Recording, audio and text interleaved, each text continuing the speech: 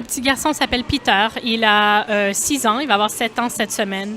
On a été chanceux. Il a reçu un diagnostic assez tôt, à l'âge de 2 ans et quelques mois. On n'a pas dû attendre trop longtemps non plus, ce qui est le cas pour beaucoup de familles ici en Ontario. Après le diagnostic, on s'est mis sur des listes d'attente, comme tout le monde. Ben, pour les deux dernières années, on a des subventions pour payer. Oui, pour la thérapie ACA. Donc, c'est ce que l'ancien programme était. Tu attendais ton tour. Et puis, c'était des années d'attente. Mais une fois que tu arrivais, ça arrivait à ton tour, tu reçois ce que ton enfant a besoin, ce qui est cliniquement recommandé par une psychologue ou une thérapeute qui est formée dans ce domaine-là. Donc, ce que le gouvernement propose maintenant, c'est d'offrir la même somme à tout le monde. Et puis, on sait que l'autisme, c'est un spectre. Donc, il y a des enfants, oui, donc il y en a qui ont des besoins, des gros besoins de thérapie intensive, d'autres beaucoup moins, ou même vont peut-être passer des périodes dans leur vie où ils n'en ont pas besoin du tout.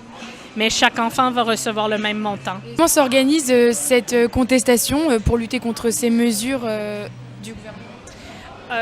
Depuis l'annonce, beaucoup de manifestations ont lieu, des petites manifestations. Il n'y a pas de petites manifestations, une manifestation d'une personne et une manifestation, mais c'est sans arrêt depuis le début février.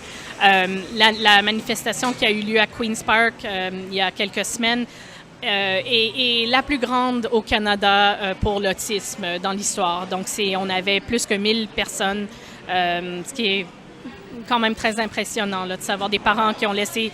Je veux dire, c'est pas des vies faciles là, que nos familles ont, et puis qu'en plein hiver, dans un froid canadien, d'aller là-bas.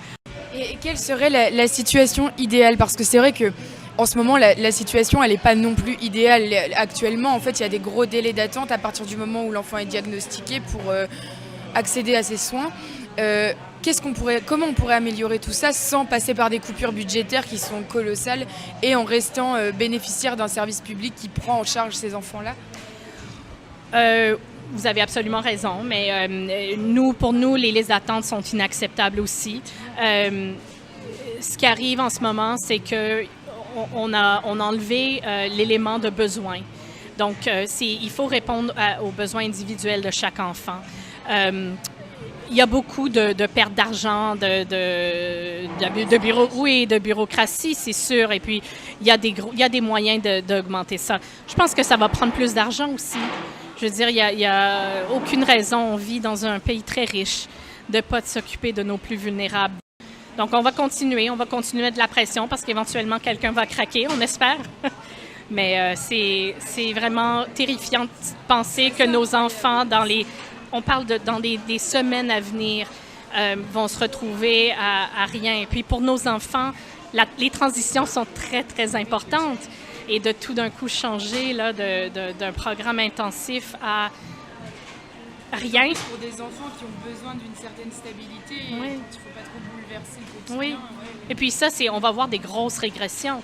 Puis est-ce que ça va prendre un incident comme tragique pour que le gouvernement comprenne que c'était la mauvaise décision? On espère que non, mais je veux dire, je m'attends à tout.